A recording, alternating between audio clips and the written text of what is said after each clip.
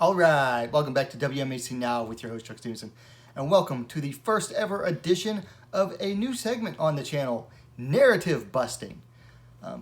So what exactly is a narrative? Well, it's a storyline. Now, why would a fight, or what does a storyline have to do with fighting? Well, sometimes narratives are built up on their own. For example, two young up-and-comers work their way up the ranks until they end up facing each other. They have like a natural rivalry, or just to see, like they're both climbing that ladder and then boom, they end up facing each other. And that's a good example of an organic narrative. Sometimes two fighters just don't like each other and they'll start jawing at each other, and then the narrative builds from there. And that's an example of an organic narrative. Then you have like the fake narratives, the more false narratives. And these can be pushed by and for a variety of reasons. For example, promoters use narratives to sell fights. That's their job. They're promoting. They're trying to get attention onto the fight, trying to bring attention from the viewers and convince them to watch a fight or an event. Then you got like the fan-created narratives. You got two types of those. You got the hater narratives, the type of narratives that are created by haters of a particular fighter. They just cannot stand a fighter for a particular reason. Then you got, on the opposite side, you got the unrepentant fanboy narratives. Narratives that are built up to build up a fighter, whether they're real or not, whether the accomplishments being pushed by the narrative are legit accomplishments or whether they're just, boosted accomplishments. All kinds of narratives revolving around fight sports. Today, we're going to bust a narrative that has been just eating away at me for really, honestly, pretty much right after the fight ended. There are just a lot of unrepentant, fanboys and haters that cannot get over the fact that Rose Namajunas beat Weili Zhang. I mean, they just cannot get over it. Whether it is absolute Rose Namajunas haters or absolute Zhang fanboys. Or you got the crossovers between the two, and they're probably the worst at it. I mean, they're not, excuse me, not the worst at it. They're probably like the most fanatical of the bunch because they just cannot let this fight go. Seriously, I thought some of them were going to take a dive off their own balconies after the fight. There were people like legitimately upset when this fight ended. Like, I hadn't seen this much actual upset at a fight result since Ronda Rousey lost to Holly Holm. So the narrative that pops up again and again, and I just saw like 2 examples of it within the last week, is the idea that Zhang was winning the fight before the kick. And I'm sorry, this is just, it's mind-numbingly dumb. Dumb.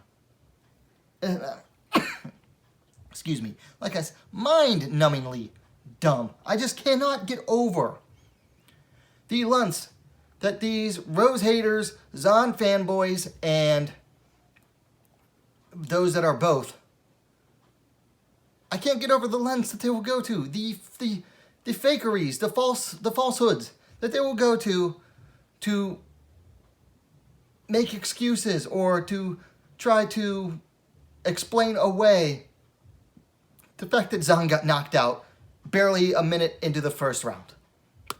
I mean, it's ridiculous. Okay, look at this picture. Now, I apologize.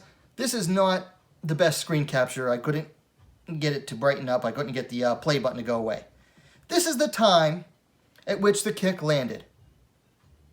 3 minutes, 46 seconds left in the first round. That means it was 1 minute and 14 seconds into the first round. 1 minute and 14 seconds. And of course, Zhang went right down, Rose pounced, got some more pounding, and the fight actually ended at 1 minute and like 18 seconds.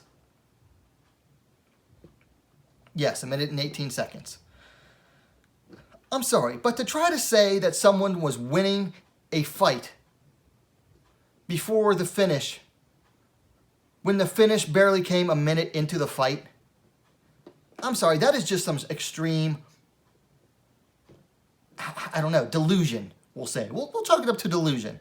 That's delusional. Now, if you want to say, for example, that the fight had gone into the second round and Zhang was winning up until like the late into the second round, okay, fine. I could maybe give that to you. But the fact is, she got knocked out. She ate a kick a minute and 14 seconds into the first round. That's barely past the feel-out period.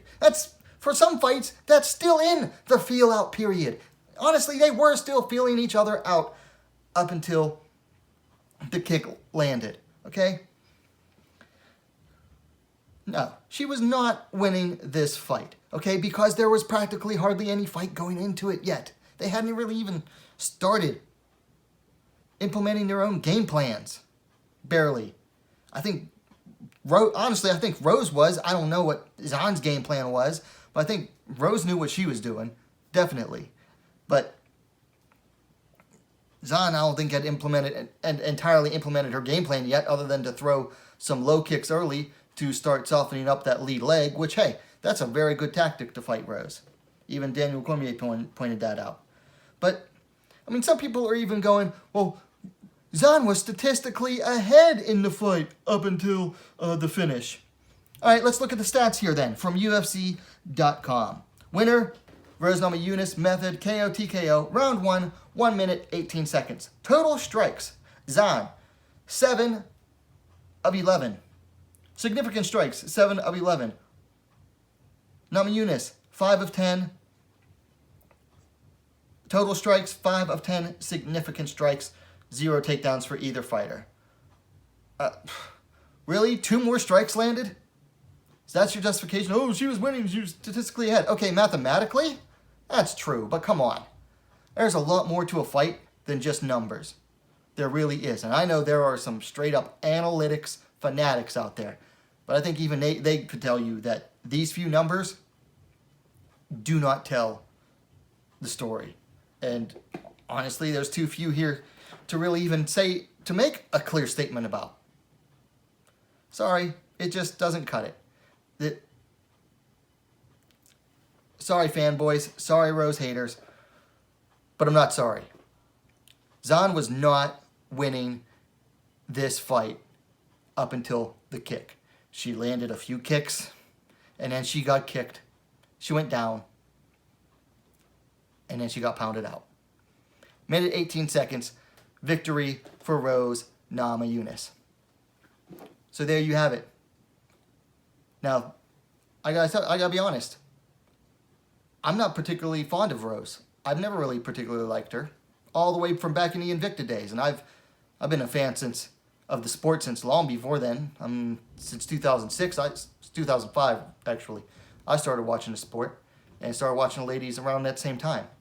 I actually picked Zhang to win the fight and was kind of hoping Zhang would win because I feel that she'd honestly be a more active, more dominant champion than Rose would be or will be.